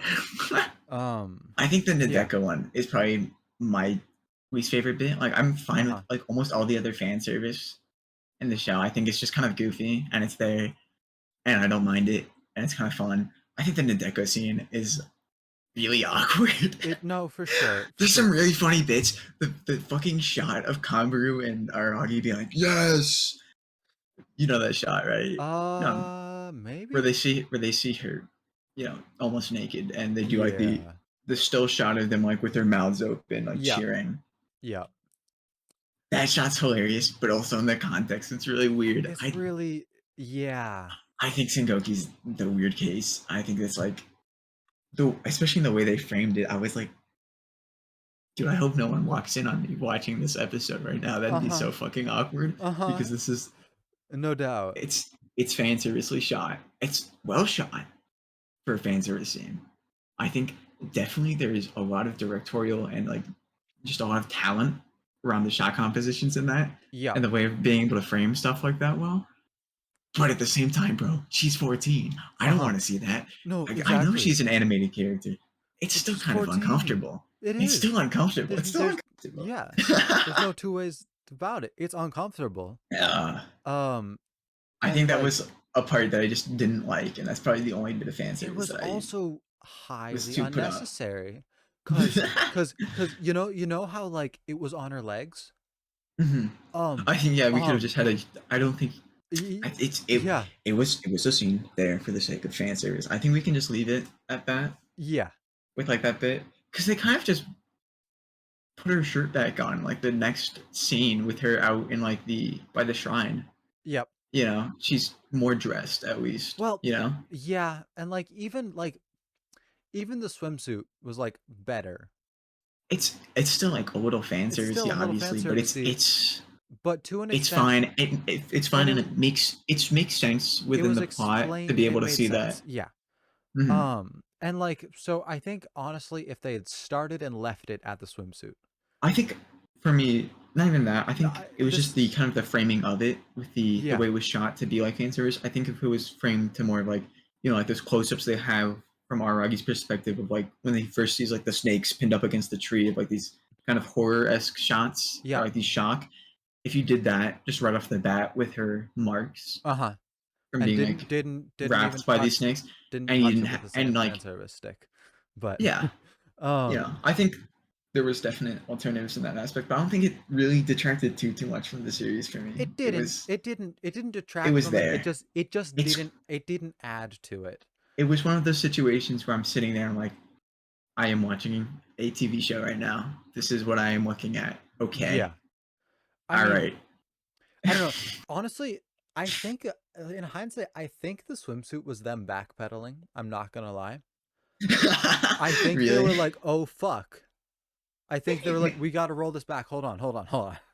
Maybe A this is little too bit. much. Yeah. Like Yeah. at least to an extent, that's what it seems like. Because I think they could have just started and left it at the swimsuit, not touched it other than that, and just been like, "Okay, that's good." Yeah. And then it would have been like a little bit fan servicey even still, but like also like, okay, fine. Fine, we I can think deal we're with in that. agreement on this subject. Yeah.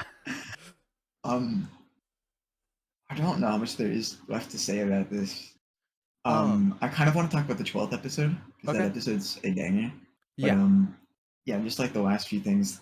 Yeah, so we should probably. I want to continue watching the series at some point and just For rewatching sure. it with you because this is fun, and I think there's a lot of conversation to be had, especially as the series goes on. Yeah. Um, the sister characters are funny. I like them. They're only Uh-huh. there for like 2 minutes of the season, like total. Yep. And then Like they have like the next time bits where they yell at each which other I just kind in of skipped over Japanese, and I have eventually. no idea what they're saying because it's all about like Japanese puns. Yeah. And then they have But their yeah, waking him up, right? yeah, that shit's fun. But definitely, yeah, the 12th episode is without a doubt the standout episode for me. Uh-huh. I think I have that episode downloaded on my phone because I really, really, really like it. Because it's everything about the Monogatari series that I like Mm-hmm. summed up perfectly and condensed. It is like the opening shot of Hitagi and Aragi eating lunch, and oh my god, the mind blowingness for me of seeing the live action food and then Aragi drop the live action food and it becomes like the rice, like the egg, the little egg roll he has falls Yep. into the like this rice, and the rice pops out, but the rice is all animated on top of this like live action shot, Yeah. and it's like that was like I'm watching Who Framed Roger Rabbit right now. What the fuck? This is sick. I really like this. And then that whole conversation there, and then Yep. it cutting between like the and then it cutting past what we had just seen in the previous episode. That conversation that he has with like Negdeko and Tsubasa, Uh-huh. and then skipping towards like I like that pacing.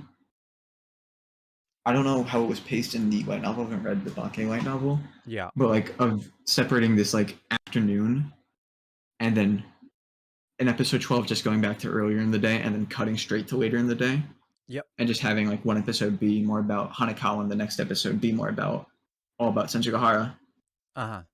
I really yeah, you have like this and all these things happen in such quick succession for Aragi as he just bikes up to her house. He thinks he's late. She pops out the door. She just throws him into a car, and now he's just like trapped in a car With her with dad. her dad who is won't talk and he can't get a good view of his face and Yeah. it's dark out and he's just stuck on the highway in this car and she is just teasing the shit out of him and he's so uncomfortable. Yeah. Which is fun. It's fun. It is It's so much fun. That it is I mean, oh my episode god. 12 for me it felt like the conclusion to the series. No, Um in every sense of the way. it's definitely a And it's like proper kind of conclusion it's the ish proper that end, and I and as it much as ends like Hitagi and Aragi's relationship well. yeah. Um I don't know. And yeah, I already said earlier, the like if they just switched the last three, Yeah. I don't shifted know. them I forward, think put for 12 at me the end. it's paced fine. But yeah, it's definitely a really well placed thing. It's just a really well made episode, and then yeah, the Yeah. build up of like him being stuck in this car, freaking out, her teasing the shit out of him. Like I love this shot of his hand just trying to unlock the door, Uh-huh. and just him being trapped. And then she starts whispering shit to him, and he freaks the fuck out. Yeah. And then like her making him say say Hitanki instead of Senjugahara, that whole first name thing in Japan. Yeah.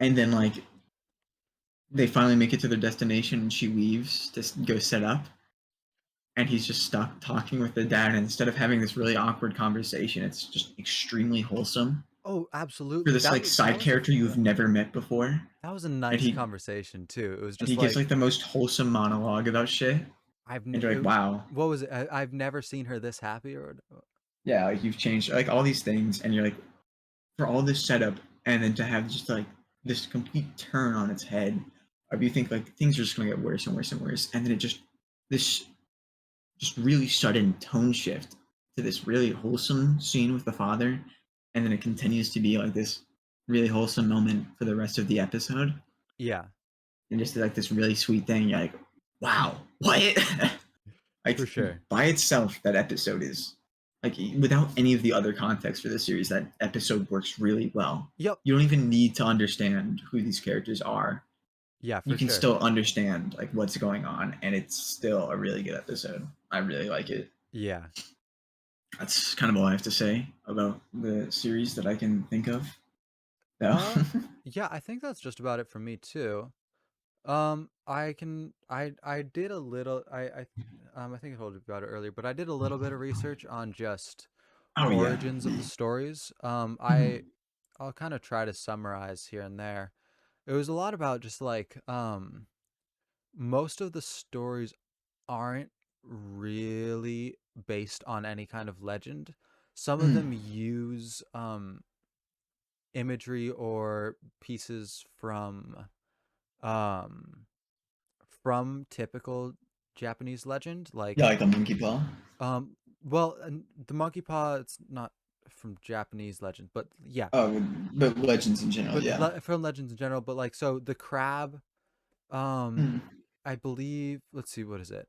Um, yeah, it's I hear it's like crabs are semi frequently featured in Japanese folklore, but the specific like weight crab and stuff like that, that's not really a part of it. Mm. And then like the the part where they talk about how the weight crab originated from people living in the mountains of Kyushu, and then later point out that but there are no crabs there, so like that doesn't Mm. make sense. That's just not what happens with actual legends, so that's like not really kind of a thing. The snail was another one where it was just like it's not even really featured in Japanese legend at all. Well, because So that's like kind of a play on the was like the kanji was originally a cow uh-huh, too, and the right, cow became snail. yeah, and a lot of these, a lot of them are just seemed like based off of Japanese language puns. Yeah, And that's then the monkey paw, or I guess that's it's based off really the the rainy monkey. devil, but Hmm. the monkey paw, they played into the fact that it's a semi well known legend in and And of then they itself, subvert it. and then subverted it to make it something different, which is just interesting. And then for the constrictor or the the Yeah, snake, the snake, it just yeah. there's no basis in legend. Oh, really? Um, it's snakes are snakes are pretty common in legends in general. They're a pretty common Yeah, feature in all sorts of folklore and stories. but not in Um, that context. yeah, Hmm. and then, but it's just like um yeah, but so and it's so like especially with the snake and the crab, it seems to be just the author using and even the monkey paw using well known imagery to turn it into Mm. something else and putting Yeah. an original spin on it, but just using that imagery to give it that connection. Hmm. What about Um, the Shawari Neko, the black cat thing? yeah, exactly. Actually, exactly. Is that just the Um, black cat? Is that just the idea of yeah, unlucky black cat. unlucky? Mm. That's But interesting to think about. um, Yeah. yeah, and it's like, well, they don't even really actually tie imagery to that with like it's actually like a silver cat, Hmm. but it's like the reverse Well, the alternate Black personality. Hanakawa Yeah. coming out from meeting this cat, and it's like I think it's kind of just more of a play on the fact that they called it Black Hanakawa as kind of a joke on Aragi's sake of being Yeah. like, oh, a cat has crossed your path, don't fuck with Yeah, for Black sure. Hanakawa, that type of thing. I don't think um it's too heavily intentional on that. I don't know. Not really. But it was just interesting reading about Mhm. like where it came from, because it's like it a lot of them seem like they didn't come from completely nowhere, Yeah, but they had like but they they were were still. largely original. Mhm. Um or again, in the case of the monkey paw, they spun this well-known story into something totally different, I think but kind of a like lot of them do that as well yeah, too. With like even if you don't know them, the I mean, it's a very much kind of his mystery authorness for Nisho Isin of like setting up like I don't know for Hachikuji, you think she's the one that needs to be helped, but actually she's the spirit the whole time or yeah, whatever. Yeah, the monkey paw is actually the devil. It's different, or Nadeko Sengoku. She's like she thinks she can fix her problems by killing all these snakes. That fucks it up for her. right. Yeah. Yeah, but anyway, it was a really good series. So overall consensus is you liked it. I did. I really enjoyed it. And I yeah, really like the series. I think I probably liked it more than you, I think but so. I think But it's it's one of those shows that without a doubt gets better I can too. imagine. I imagine it I gets don't better with more context and I more. don't think it gets. clearly better. Like I think Nisei Monogatari is actually a step down, Uh-huh. honestly. And same with like Nekomonogatari Black explains like the Golden Week arc, the Tsubasa arc that is hinted at through Yeah. Abake. That feels a little redundant, and it's only 4 episodes though. Uh-huh. I think that the series definitely hits its like goes like shoots. Like I think it's like so much better is Monogatari series the second season, Okay. which is like 26 episodes, and it is a whole lot of payoff Yeah. for everything, and it just has some of the best arcs in the whole show, and it's uh, probably the best part of the series. That or Owari Monogatari the second season. Uh-huh. Like, I think there's certain parts further on in the series that just top Bake completely and just completely eclipse it in their quality. Yeah. But you need Bake's context and all that to understand it, and That it makes builds sense. up into all this stuff really well. And there's a lot of good payoff, but you just have to like wait for it. I don't think waiting for it, it's like a One Piece fan telling you to wait 300 episodes. It's not. It's not. I'm not. I don't mean it like that. You're not going to sit through 300 episodes of not giving a shit. The rest of the stuff is still good, but I don't think it reaches the same level as some of the other stuff in the Yeah. series. Like there's definite variations in quality, but looking at the series, when you finish the series, it's much easier to look at it as a whole than it is like separate arcs because of how well they play into each other. That makes sense. I Yeah. think like as a whole, the Monogatari series is like one of my favorites, especially in its like writing and the way it plays out. Uh-huh. It's really good. It's definitely something we should continue. I agree for sure. All right, cool. Alrighty. Awesome. Well, that thanks that was thanks for watching, listening, or whatever, however you consumed this. I don't know. I don't know where we're releasing this yet. yeah, I guess. But thanks for I think this joining, this everybody. was fun. I had a blast. I hope you enjoyed. Yeah, I I'm happy guess I'm able to ramble about shit for I care sure. about for like holy fuck, it's 12:30. Oh god. Yeah, yeah, it's real I late. guess yeah, for like an hour and a half of just me rambling about bullshit that I really liked. Thank you for giving me the platform. Of course. Yeah, let's see. We should our so we're gonna be recording bi-weekly, I believe. So So 2 weeks every from now, every other week. So yeah, 2 Fridays from now. I don't know the date of that, and I'm not gonna look it up. that is you just add 14 to our current date, the What? 24th. Are you sure it's the 24th? I don't know. That's math. Math. And then I think the next thing we're watching, I believe, is Kino's Journey, correct? Yeah. If you're down with that. Yeah, for sure. Um, I I haven't seen Kino's Journey, but it's definitely I something I want to watched a watch. couple episodes, but I never got able to fully finish it. Are you Um, just gonna rewatch it from the beginning then? yeah, that's the plan. Alright. So Kino's Journey for next episode. Yeah. Um, and yeah, I'm looking forward to it. But Yeah. yeah, thanks for joining, everybody, and we'll see you next time. Yeah, see ya. Late Night Anime is produced by Morningstar Productions. We record live on Twitch at twitch.tv/sleeplessbee every other Friday. Episodes are available on YouTube at Morningstar Productions, Spotify, or wherever you get your podcasts. Thank you for joining us.